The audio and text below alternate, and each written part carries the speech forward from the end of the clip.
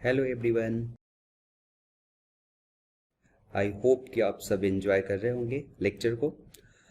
Today we will study three important two terminal device, that is resistor, capacitor and inductor. But most important question is, why do we need to study these three elements, that is resistor, capacitor and inductor?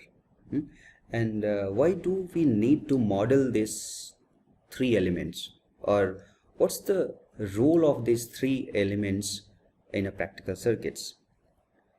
We have a lot of reason to study these three capacitors, but to understand the important role of these three capacitor, let us take one example.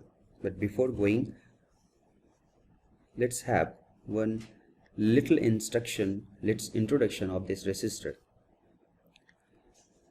Resistor and practical resistor, if you see in the market, will look like this one, and this is the symbol of resistance R. And जैसा मैंने आपको बताया, there must be some associated variable. This is associated variable of resistor. This is V across R and this is I across through the resistance. जब आप capacitor देखोगे तो आपको capacitor practically आपको इस तरह का दिखेगा, ठीक है। इसका सिंबल्स ये दिया जाता है और इसका associated variable is VC and IC, and then the next important terminal element is inductor, okay. और प्रैक्टिकली आपको इंडक्टर ऐसा दिखेगा जो किसी एक कोर पे वुंड होगा, एक वायर वुंड होगा, ठीक है। और उसके सिंबल्स, इसके सिंबलिक रिप्रेजेंटेशन ऐसा है, और this is associated variable, okay. But it is very important to know why we do need to model this three capacitor. Let us take one example, okay. यदि सपोज करो कि आपको एक inverter दे दिया गया, आई थिंक आप लोग थोड़ा सा फैमिलियर हो गए कि इन्वर्टर क्या होता है, ठीक है। ये यदि आप यहाँ पे 1 दोगे तो इट विल बी 0, एंड यहाँ पे यदि 0 दोगे तो यहाँ पे क्या होगा, 1 होगा, ठीक है। तो सपोज करो कि यदि हमारे पास एक इन्वर्टर है और यदि हमने इसमें एक इनपुट सप्लाई दिया है, और इनपुट सप्लाई को वी कैन से एक्साइटेशन, हमने एक एक्साइटेशन दिया, और एक्साइटेशन यदि सपोज करिए कि हमारे पास में एक एक्साइटेशन स्क्वायर वेव है, V इनपुट हमने यहाँ पे प्लस माइनस एक V इनपुट दे दिया, और V इनपुट यदि स्क्वायर वेव है लाइक दिस वन, यदि स्क्वायर वेव है 1 देन 0 देन 1 लाइक दिस, इसका मार्क कर लेते हैं। This is T1 T2 T3 T4 and so on, okay. और ये हमारा V इनपुट है। तो व्हाट वुड यू एक्सपेक्ट, आपका रिस्पांस कैसा आ सकता है, ठीक है। तो जो यदि हम आइडियली सोचे तो हम रिस्पांस जो एक्सपेक्ट कर रहे हैं, डेफिनेटली ये टाइम के साथ में, this is also with respect to time, this is V input with respect to time. तो यहाँ पे यदि हमने एक V आउटपुट मीन्स रिस्पांस को देखने की कोशिश करें, तो जो हम एक्सपेक्ट करते हैं वो ये एक्सपेक्ट करते हैं कि जहाँ पे ये 1 था वहाँ पे 0 आउटपुट मिलेगी, जहाँ पे 0 है वहाँ पे 1, फिर जहाँ पे 1 है वहाँ पे 0 एंड सो ऑन। हम एक इन्वर्टेड आउटपुट एक्सपेक्ट कर रहे हैं लाइक दिस वन, ओके। तो ये जो आउटपुट आपको मिलेगा ये एक आइडियल आउटपुट है, आइडियल आउटपुट है। कभी भी प्रैक्टिकली आप इस तरह के आउटपुट को नहीं देखोगे इन इन्वर्टर, ठीक है। प्रैक्टिकली जो आउटपुट होता है उसमें बहुत सारे डिफॉर्मेशन होते हैं इस वेव फॉर्म में। एज फॉर एग्जांपल, यदि मैं आपको यहाँ पे शो करूँ तो एक यदि प्रैक्टिकल आउटपुट उसका देखने की कोशिश करोगे आप, प्रैक्टिकल आउटपुट, तो क्या होगा, V0 which is to T, जो यहाँ पे 0 है और 1 है, तो आपको you'll get something like this one, not a sharp 0 or not a sharp 1. It gets some response like this one. Okay, even this height will not be equal to this output. Okay, this amplitude. तो एक तरह से आपसे पूछा जाए कि V output, ये इन practical case में आपको ऐसा मिलेगा। इसको आप कह सकते हो कि this is practical output wave. और ये प्रैक्टिकल आउटपुट वेव आपको टाइम के रिस्पेक्ट में बहुत कॉम्प्लेक्स बिहेवियर है। इस आउटपुट का यू कैन से it has a very complex relation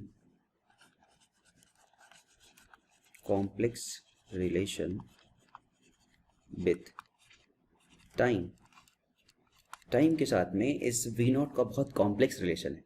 लेकिन यदि ये प्रैक्टिकली ऐसा आता है तो हमें एक्सप्लेन करना पड़ेगा कि व्हाई इट इज सो, ऐसे क्यों है कि इसमें ये डिले हो रहा है और इतना कॉम्प्लेक्स ये रिलेशन है, हम कैसे इसको डील कर सकें।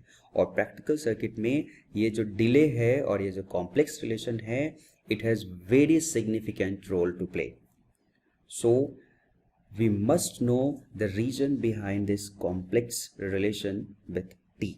Okay, और यदि हम इस कॉम्प्लेक्स बिहेवियर को जानना चाहे जो कि बहुत इंपॉर्टेंट रोल प्ले करता है सर्किट ऑपरेशन में, तो हमें इंट्रोड्यूस करना पड़ेगा क्या चीज़ को, this 3 elements to explain this. तो you can say to explain this complex behavior, we need to introduce this resistance, capacitance and resistance, capacitor और इंडक्टर हमें इंट्रोड्यूस करना पड़ेगा। ठीक है, तो चलते हैं। आई होप कि आपको लम्प मैटर डिसिप्लिन याद होगा। ठीक है, तो 1 बाई 1 करके उस डिसिप्लिन को हम देखते हैं और फिर आपको पता चल जाएगा कि क्यों ये बहुत ज़्यादा ज़रूरी है कि हम रेसिस्टर, कैपेसिटर और इंडक्टर को इंट्रोड्यूस करें एक सर्किट में। ठीक है, उसके बाद हम ये भी देख लेंगे कि हमें क्यों मैन्युफैक्चर करना चाहिए, उसका क्या रोल और भी सर्किट्स में होगा। मतलब आज के बाद जो भी लेक्चर्स होगा इसमें इसका इम्पॉर्टेंस इंक्लूडेड रहेगा। ठीक है, तो बहुत इंपॉर्टेंट टॉपिक है, आप बहुत ध्यान से इसे पढ़ें। ठीक है, तो according to lump matter, according to जो हमने 3 इंपॉर्टेंट एब्स्ट्रैक्शन निकाला था, according to lumped matter abstraction, हमने 3 चीज़ें देखा था। ठीक है, पहला चीज़ ये फर्स्ट लम्प मैटर जो एब्स्ट्रैक्शन था फॉर सर्किट्स कि wire interconnecting the elements have no resistance. हमने ये अज्यूम किया था कि wire interconnecting the elements,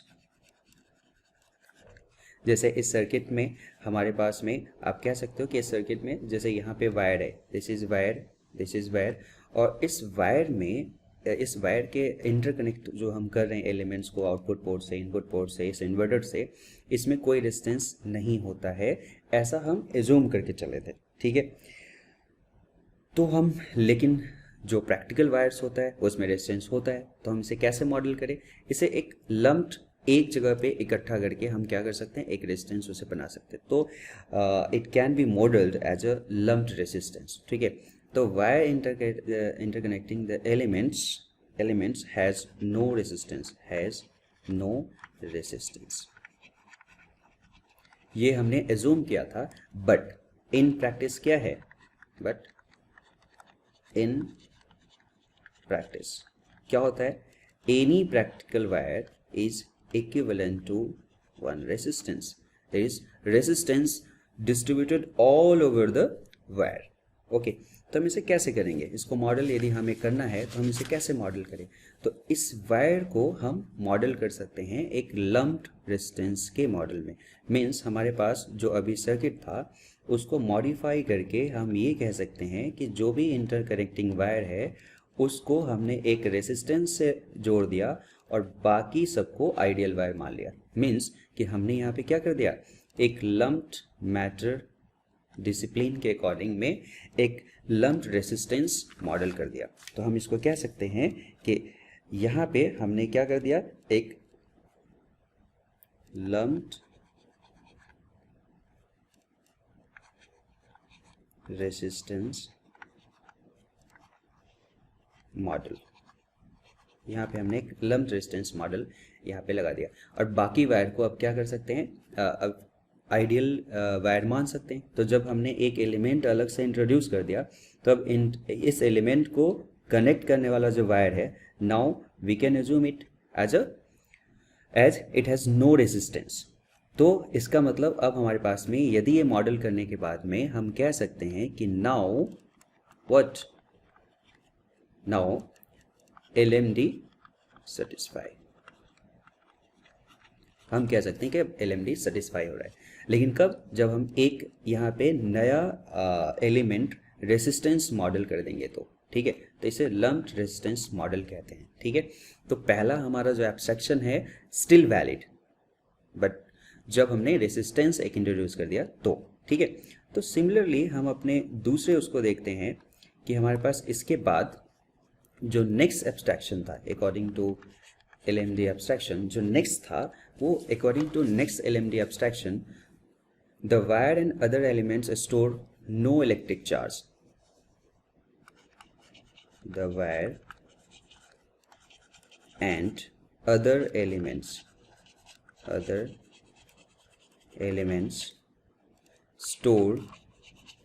stores no electric charge। तो जो दिस इज वेरी इंपॉर्टेंट कि चाहे कोई भी एलिमेंट हो और वायर हो, वो नेट चार्ज स्टोर नहीं कर सकता। अब नेट चार्ज स्टोर नहीं कर सकता तो रेसिस्टर जो हमने अभी इंट्रोड्यूस किया वो तो करता नहीं है। लेकिन प्रैक्टिकली आप देखोगे, but this is very important, but in practice और इन reality, what we observe is any interconnection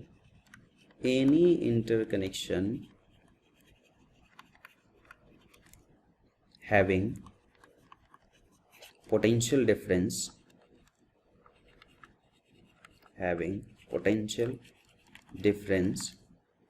with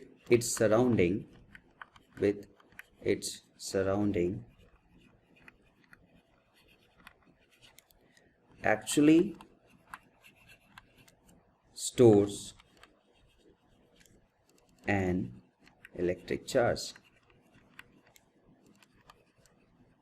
Let's say it is Q।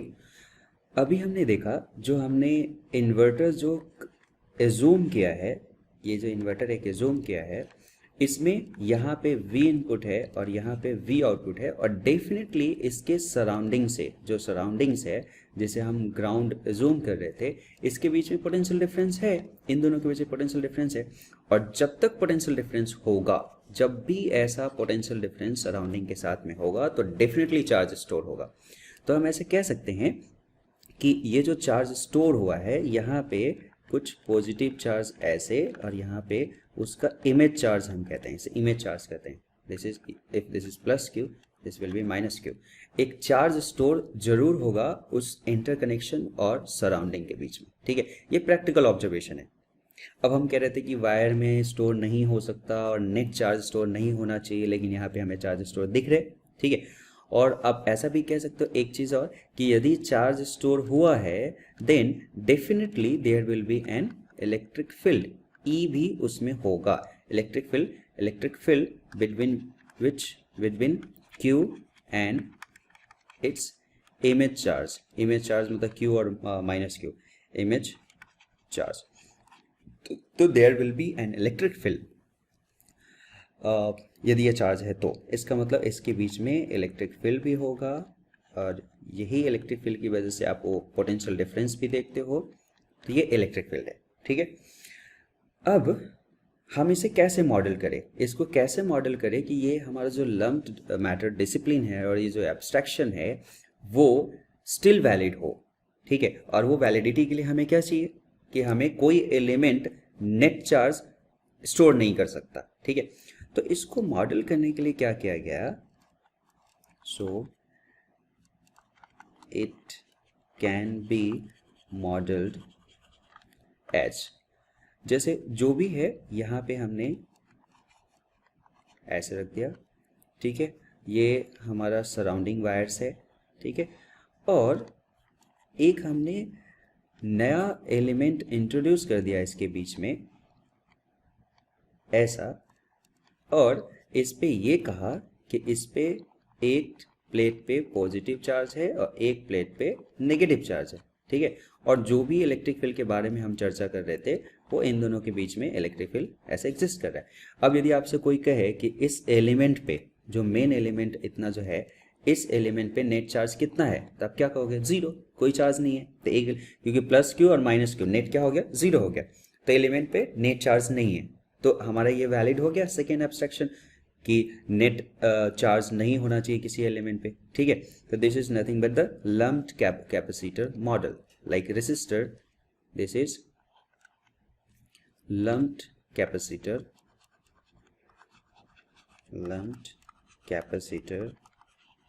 Model, ठीक है। तो हमने दो इंपॉर्टेंट एलिमेंट इंट्रोड्यूस कर दिया, ठीक है। Now the third one is what? अब तीसरा जो हमारा एब्स्ट्रैक्शन था अकॉर्डिंग टू एलएमडी, वो ये कहता था, अच्छा इससे यदि आपसे ये पूछा जाए कि क्या ये लम्प्ड कैपेसिटर मॉडल क्या सेटिस्फाई करता है एलएमडी को? Yes yes yes, satisfy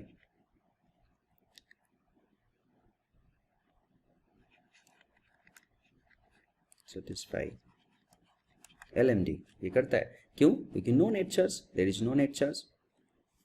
You can write as no net charge stored in capacitor. Okay. Now coming to the third abstraction. Third में क्या कहा गया था कि कोई भी वायर है, ठीक है, कोई भी वायर है और सर्किट एलिमेंट्स है, cannot link any magnetic field. Okay, तो first of all write down that part. The wire and other circuit elements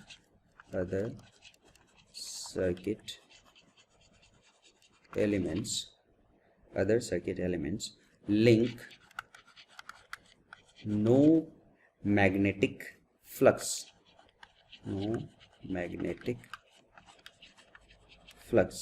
outside the element, outside the element, ठीक है। लेकिन अगेन यदि प्रैक्टिकली आप देखोगे तो सेम चीज आपको मिलेगा, बट इन प्रैक्टिस आप क्या देखते हो, यदि इन प्रैक्टिस आप जाओगे तो आप यहाँ पे देखो कि जो एलिमेंट जो हमने कंसीडर किया था इन्वर्टर, ठीक है, हम कह रहे हैं कि उसमें सराउंडिंग के साथ में चार्ज स्टोर है। और चार्ज स्टोर क्यों है? क्योंकि पोटेंशियल डिफरेंस है। तो एक प्रैक्टिकल ऑब्जर्वेशन है, तो यहाँ पे चार्ज स्टोर है। तो यदि ये चार्ज स्टोर है तो इस चार्ज को और इस चार्ज का सोर्स कहाँ पे है? कहीं ना कहीं तो इनपुट ने ही इसे दिया होगा। तो इस चार्ज को सप्लाई करने के लिए डेफिनेटली इसमें करंट फ्लो होगी ही होगी। ये करंट क्यों फ्लो होगी? To supply this charge. Okay, ये चार्ज कहाँ? हवा से तो आएगा नहीं, ठीक है। मतलब कि ये कहीं ना कहीं कहाँ से होगा? वहीं से सप्लाई जाएगा। तो ये चार्ज इनपुट ने ही सप्लाई किया है और चार्ज सप्लाई करने के लिए dQ/dt हो जाएगा, तो एक करंट फ्लो होगी, ठीक है। तो but in practice you can write in order to supply the charge Q, a current I must flow around the interconnection,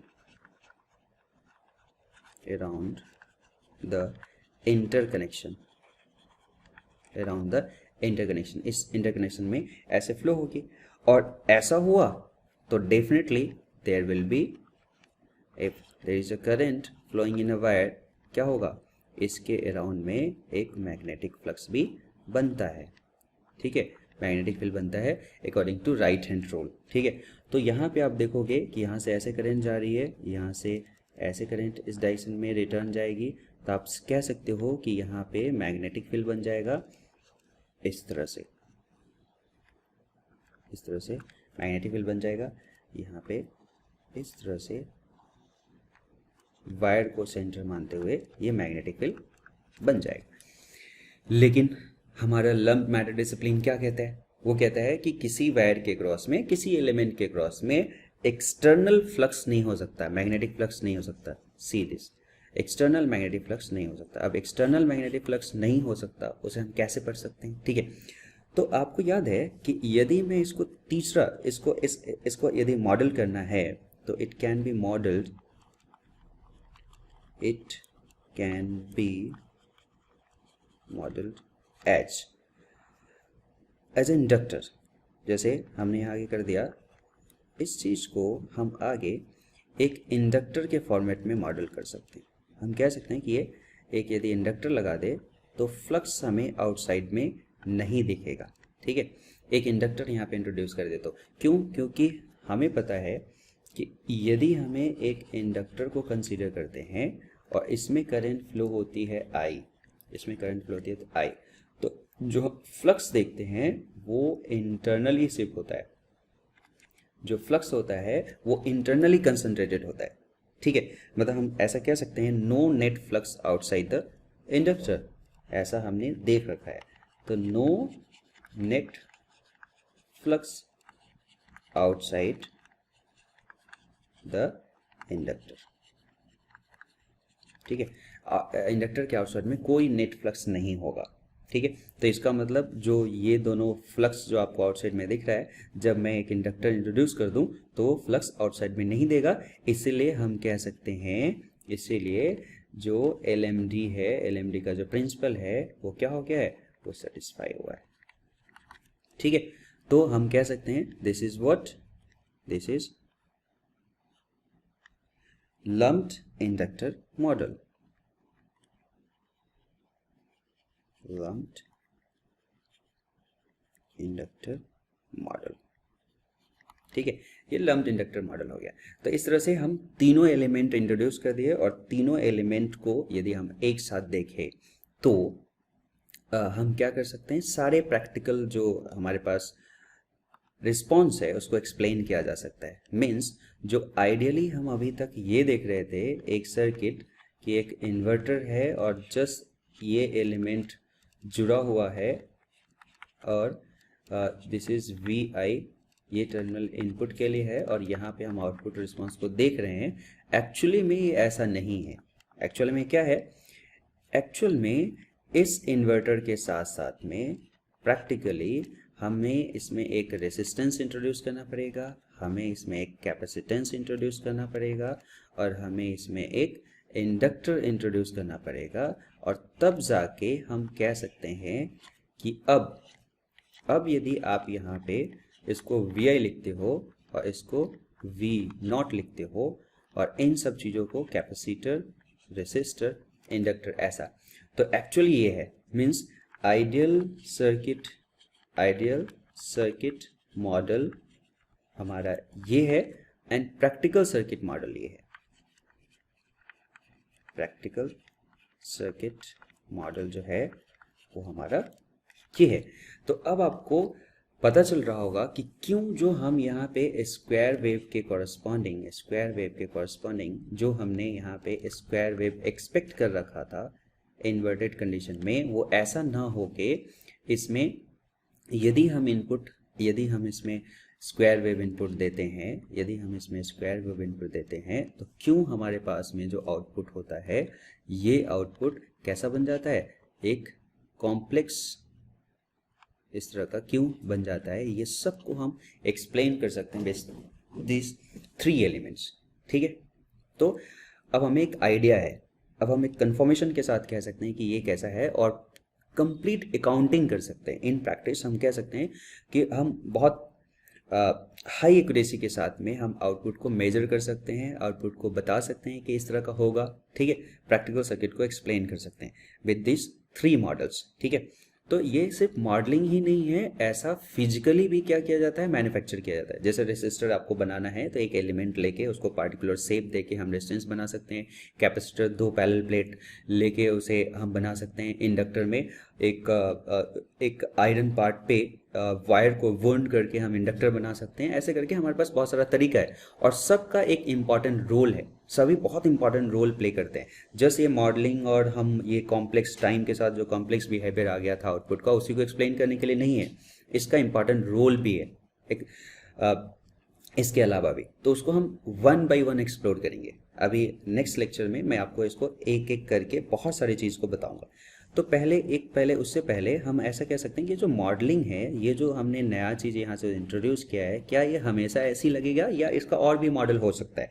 ये एक पार्टिकुलर नेटवर्क है, इसमें और भी मॉडल हम इसे चाहे तो हम इसमें और भी मॉडल लगा सकते हैं। जैसे मेनली इसको मैथमेटिकल एक्यूरेसी बढ़ाने के लिए हम चाहे तो इसका जो मॉडलिंग है वो इस तरह से कर सकते हैं। जैसे सपोज करो कि हमने इसका इन्वर्टर के एक इन में रेजिस्टेंस इंडक्टेंस रखा और दूसरे इन पे कैपेसिटेंस ऐसा रख दिया, तो ये भी एक क्या है, इसका मैथमेटिकल मॉडलिंग है। एक ऐसा भी हम कर सकते हैं, ठीक है।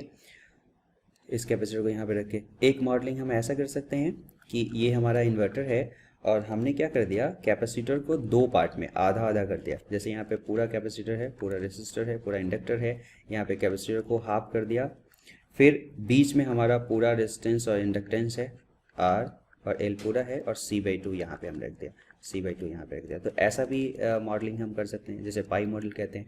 और एक ऐसा भी मॉडलिंग हो सकता है कि हमने हाफ हाफ दोनों साइड में डिस्ट्रीब्यूट कर दिया है, मीन्स रेजिस्टेंस इंडक्टेंस जो होगा, रेजिस्टेंस इंडक्टेंस वो हाफ हाफ हो जाएगा और कैपेसिटर बीच में ऐसा रहेगा, ठीक है। तो डिफरेंट टाइप की मॉडलिंग है और डिफरेंट कंडीशन में इसकी एक्यूरेसी जो होगी वो डिफरेंट होती रहेगी। तो एक पार्टिकुलर सिचुएशन में हम एक पार्टिकुलर मॉडल को यूज कर सकते हैं। हम पावर सिस्टम में बहुत सारे इसके बारे में पढ़ेंगे। ये एक तरह से इसको हम कहते हैं अक्सर टी मॉडल, क्योंकि अपियरिंग ऐसा है, तो टी मॉडल हम इसे कह सकते हैं। इसे हम पाई मॉडल कह सकते हैं,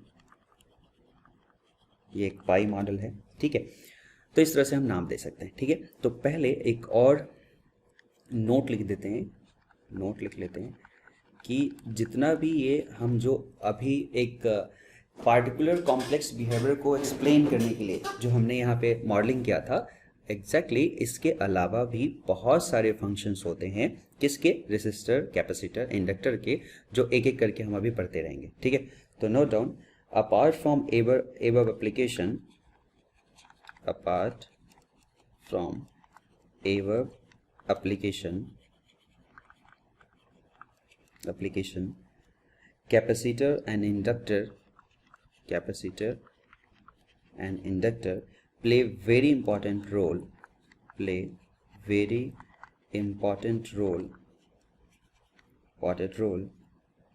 in memory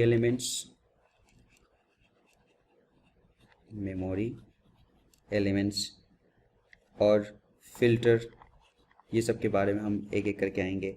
filters, sampling circuits, energy processing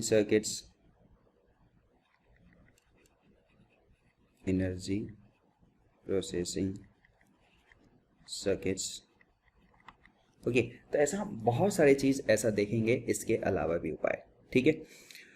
तो आज एक इम्पॉर्टेंट इंट्रोडक्शन आपको मिल गया है कि रेसिस्टर, कैपेसिटर, इंडक्टर क्यों इम्पॉर्टेंट है, क्यों मॉडल किया गया है, और धीरे धीरे हम इसको बहुत सारी चीज़ों को एक्सप्लोर करते रहेंगे, ठीक है।